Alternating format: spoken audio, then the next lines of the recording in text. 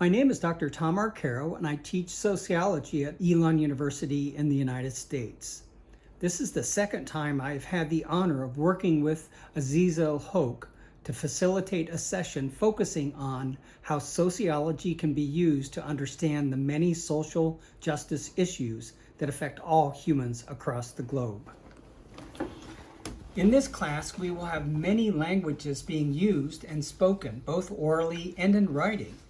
There will be Bangla, Burmese, Rohingya dialect, English, and perhaps others that I'm not aware of. We must begin by understanding and accepting the challenge that many times words are difficult to translate from one language to another. All languages have many words that we can use to ask questions. In English, we can ask what, where, why, when, how, or how many. I think for this class it might be useful to simply just use two of these questions, what and why. What questions demand that we describe the world, what is happening, or perhaps what did that person say? The why questions are always so much more difficult to answer and, generally speaking, more important. Why questions demand an analysis and an explanation of what is happening. During the course of the day, we all ask many questions of ourselves and of the people around us. Most of those questions are simple, like, when will our meal be ready, or what does the weather look like today? But some of these questions we ask to ourselves or to others can be important and probing. One goal for this experience together is that we all can be better armed to ask deeper and more important questions about our lives. The premise with which we will start this experience together is that education is a basic human right that must be provided to all regardless of status. Every child deserves an education. Every child deserves hope for a better future. Every young mind deserves intellectual stimulation and the promise of intellectual growth. Sometimes this does not happen, so one question we need to ask is, why do those in power fear the education of those without power? One responsibility that we all have for being part of this experience is that each of us takes what we learn and not only uses this knowledge to better the world in which we live, but also to pass on the knowledge that we learn from this experience to our friends, our family, and our community leaders.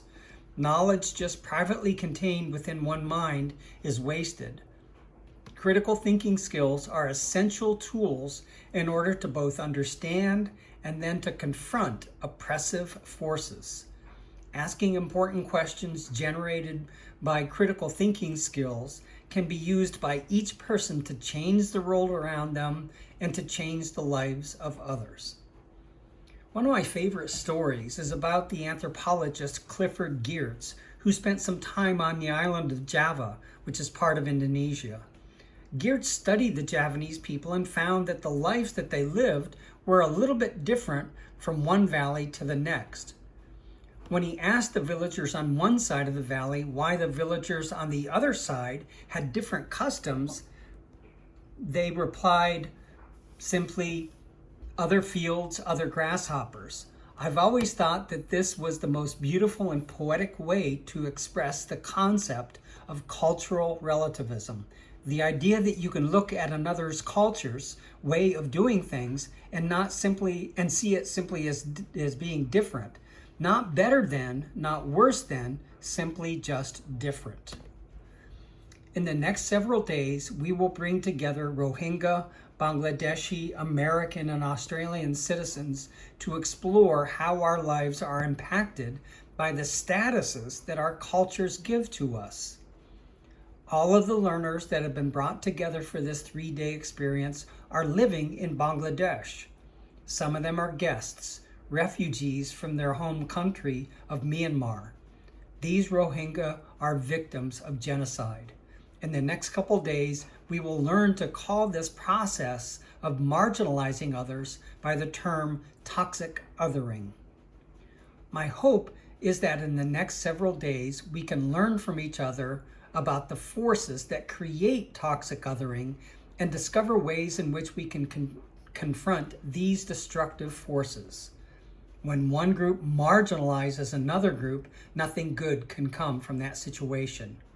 We are all parts of social systems that create oppression of various groups.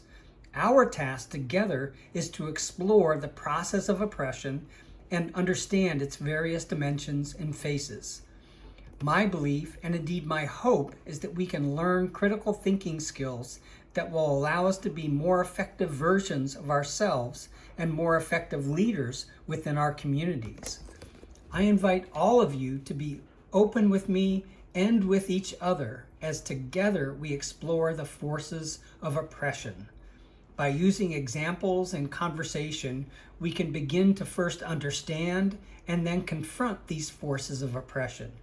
We will learn from each other, teach each other, and grow together in our understanding of the world.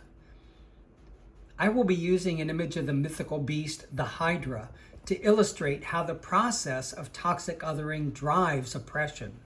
By the end of our 3-day experience, I hope we can join together and use love, compassion, and tough-minded critical thinking skills to tame the Hydra, not by defeating each head, but rather by changing the body that controls the heads, changing toxic othering back to normal othering where, in all cases, we can honor our human differences without putting one group above another. Perhaps one day we will all be like the Javanese and be able to say to each other, "Other fields, other grasshoppers."